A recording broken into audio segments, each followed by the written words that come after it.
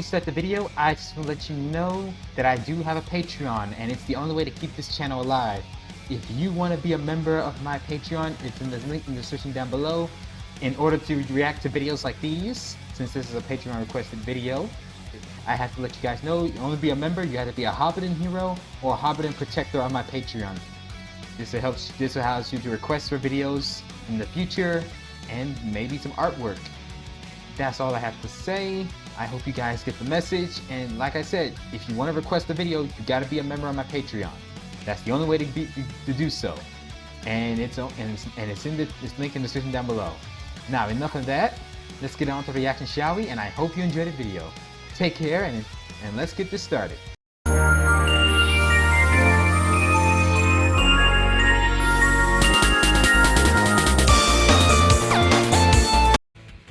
What is up, YouTube? Frost the Hobidon here, and today we are back with another reaction video for all of you. And this reaction video is a Patreon request by Zach Cow again. From Zach Cow from Patreon wants me to request the Ben 10 Swampfire's Homeworld from the ink tank. I'll leave a link in the description down below, so go check out this video for yourself and then come back to say it to me. And you want to support Zach Cow's social media, there's a link to his channel in the description down below, as well as his social medias. Please show his support, he really appreciates the help. And if you want to get updated for other videos along the way, make sure to like, comment, subscribe for more videos in the future, so you guys can get caught up. Alrighty, we saw the first one. That was the dinosaur planet, Humongosaurus planet. Now we get to learn about Swampfire, and I do like what the ink tank does with the Ben 10 series, learning more about these aliens that I don't know much about, and they explore more on that. It's so cool, and plus, I'm a sucker for the artwork. And as for you're wondering, you saw my social medias, did I see the Mario movie? Yes, I saw the Mario movie. It was fantastic, it was amazing, it was fun, it was something that we needed. Fun in a movie theater. Alright, enough of me talking, let's get to it. In 3, 2, 1. Oh, I forgot. If you want to get a video requested on Patreon, there's a link to my Patreon link. There's a certain tier list, the Hobidon Protector. If you can't do that, you can always hit the Hobidon Scout member, the Hobidon Scout or the Hobidon Squad, just to support the channel. Whatever's comfortable for you. Let's get on to it now. 3, 2, 1, go. The ink tank. Like I said, whatever's comfortable for you to show your support. Good evening, extranet and multi-dimensional travelers. Hello again. Back to and beyond, where we plunge into the void and explore our ever-expanding multiverse. I am your host, the R300 Orion IT Systems Model V04. But you can call me Horace. Well, hello again, Horace. Today we'll be continuing our series of extraterrestrial exploration on the pungent planet of Methanos. Please keep all appendages inside the portal at all times, and please refrain from stopping to smell the roses. I am not equipped with barf bags. Don't worry, no barf bags for me. I'm fine. So trippy and beyond. I need to do more live streams with you guys and some gameplays. I managed to get some stuff settled up, as long as no updates keep interrupting it. Methanos, just live streams. One of the most toxic planets in its system.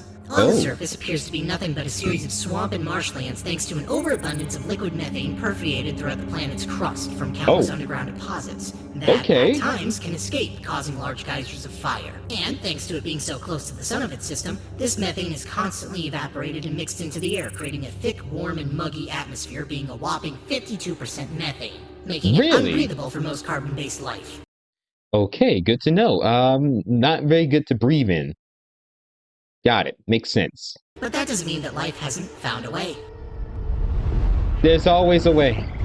There will always be a way. The planet has a various array of sentient flora, most of which are cannibalistic. And through this cycle of vicious vegetarians, there are 2 in particular that have grown to be the dominant inhabitants. The first of which are the Methanosians, bipedal stock-based plant creatures standing between 6 and 9 feet, evolving from various carnivorous plants found commonly around the planet. This is what we're learning about. Methanosians come with an array of petal patterns, colors, and abilities. As a result of growing in such a saturated environment, their bodies are soaked in methane and have learned to generate it. As they age, they learn how to pour the meth into various pores in their bodies and ignite it, giving them the ability to create fire. That's what. Of course, on a planet Where full Ben of gets Swampfire plants, from. fire creates many accidents. Yes, it does. But not to worry, because they also come up? equipped with a quick form of regeneration, so quick that they can actually reattach severed limbs. Yay! That's... The lifespan of common Methanosian is about 300 Earth years, though much of its growth will take place in the first 18th of that time. 300 years. They start in their pod form, resembling a seed with a long prehensile stem. As they grow and begin to feed on other sources outside of their own chlorophyll, they more than double in size and mass. Their seeds will darken and start to sprout. You know, these guys can live up to 300 years. We Hobidons, we can last up to around 600 at best. Due to the materials in our home world. Now it's expanded on this new world that we are in, because my old world died. My old world got destroyed by a tyrant. Don't worry. Me and my cousin beat that tyrant. Now, not as you can see in the city in the background behind me, this is our new city home of the Glazed world. It's a jungle-like futuristic city with the materials spread around the city. These materials and this plant life that we eat the healthy foods, we live a lot longer. I think the only Hobbiton who can actually reach up beyond that, who reaches over 1,000, was a Hobbit, a dark lion named Claw. Huh. He managed over thousands of years old, but he should have been dead by now. But he's been kept his slip for years. Spanish. Due to his let's just say he was infected by something that made him go bad. I fixed that problem, and he's trying to redeem himself with his son. This is their budding form. They continue this process and quickly enter their bloomed form, becoming an additional 0.75% larger with their seed and sprouts fully bloomed and their methane pores fully opened and ignited at all times. Toward the end of their life cycles, the roots and vines that make up their bodies will start to harden and become stiff like wood. They can still move, just much slower. Okay. Over time, needing to root themselves they look to the like ground Groot to stay a little upright. bit. Most They're in that Methanosian form. villages will have clusters of large dead trees acting as a barrier. It is said that these trees are the elderly that have passed away, keeping watch over the younger generations, making sure not to wander into the bogs. Ah, so the trees in this are supposedly the older ones that passed away, so they basically look after their own kind, even though they're dead. You know, I can actually see this place and Groot's people get along well. Stay cool, kid. Stay in school, kids. Please do.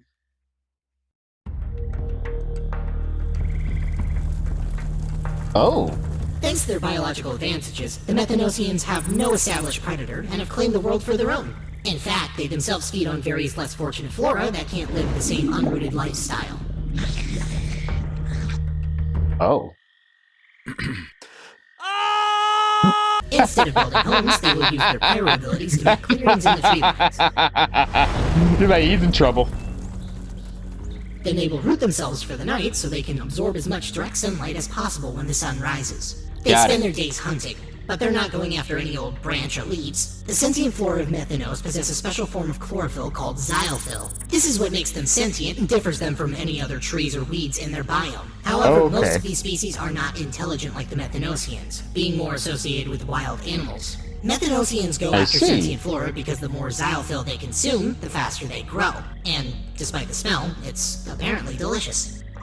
To them, the only thing tastier than a roasted vine. It smells terrible, but it's delicious to eat for them. Okay. The xyl fruit. A large round fruit filled to the brim with xylophyll. They are extremely hard to find, but when found, are no trouble to acquire because there is nothing to hunt. They appear. Okay, this type of fruit is extremely rare to find. Okay, so very useful. Got it. Thanks for... Randomly, and most Methanosians never question it. They're so happy when they find a fruit, most consume it in one bite. As for the origin of the fruit, we'll have to visit the home of the only other intelligent species on Methanos, the Zolbrine. Okay, what do these guys do? You know, once we find a fruit, we usually find a way to regrow it and replant it. So maybe we find this fruit and plant it for them. They'll be happy for it, right? Welcome to the Zolbrine, home of the Zolbrine. An evolved form of pond scum varying in size, the Zolbrine are made up of a series of porous organs that generate methanol algae. The bulbous organs located throughout their body are the powerhouse of their algae generation. Without them, the Zolbrine are hopelessly stuck in their bogs due to their water dependency. They use the algae to create host bodies that they can manipulate into different forms and shapes. With these saturated host bodies, they keep themselves hydrated for hours, giving them ample time out of water to find prey, because like the Methanosians, the Zolbrines are hunters. Got it. Okay, this is actually pretty cool. Good to know. Bringing any and all prey they find back to their boiling bog, where it is promptly drowned to death and left stewing until sunset.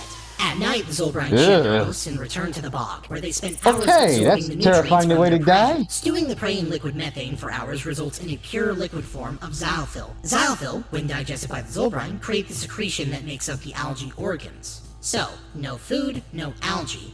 Their fear of starvation has even pushed them to hunting bigger game. There have been multiple recorded events of Zolbrine capturing young Methanosians and holding them captive for months at a time, using their regenerative abilities as a solid source of nutrients for the bog. Not many are known to have escaped. Alright, that's interesting to see it. Learning more about these poor aliens. Thanks to their methane-soaked cells, they also have an array of abilities. As stated before, they can manipulate their host bodies at will, stretching and squashing, as well as expanding their mass, making them larger. They're also able to remove the bulbous organs from their bodies and use them as a natural bomb. When removed, the thick, sticky membrane of the organ can adhere and merge into objects, and after a short amount of time, detonate.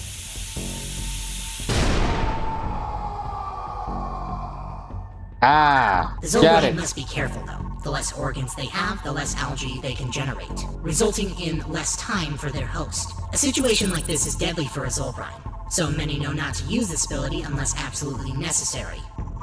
In most cases, good to know. I'll look out for that. If one of them is falling behind because their host is deteriorating, they will leave them behind, so that the rest aren't slowed down, returning to the water themselves. Those unlucky enough to lose their host will start to rapidly dehydrate, resulting in death in a matter of minutes. That's sad to hear. When dehydrated, the algae organ will shrivel and its membrane will thicken into a dark red skin as a result of the raw xylophyll being exposed to the air. The Zolbrine's body will have withered away about an hour after dehydration. Unfortunate for him, but very fortunate for a wandering hungry Methanosian. And thus is the origin of the Zal fruit. Oh. Okay, good to know. Oh, so they can't plant these. This come from a living thing. A world of vicious vegetarians indeed. You could say they both got their just desserts. Wow. Methanos, a tough Come on, man. Sure. Come on with the joke. We were just visiting. Make sure to plunge back into you might want to get out of there. And join me on another extra-dimensional exploration. This is Horace, signing out. See, I told you.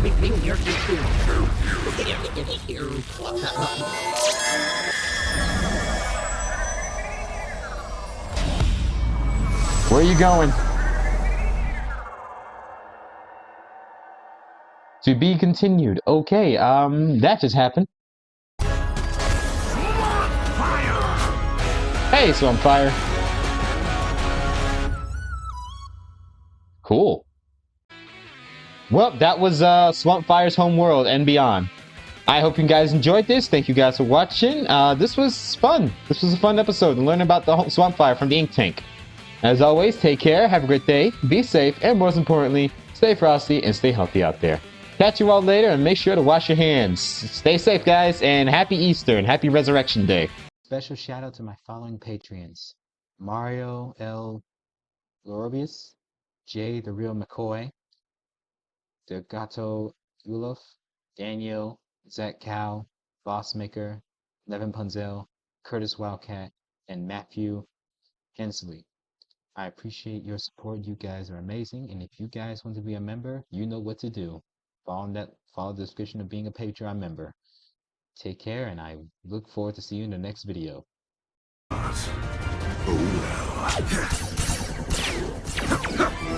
gone, sucks!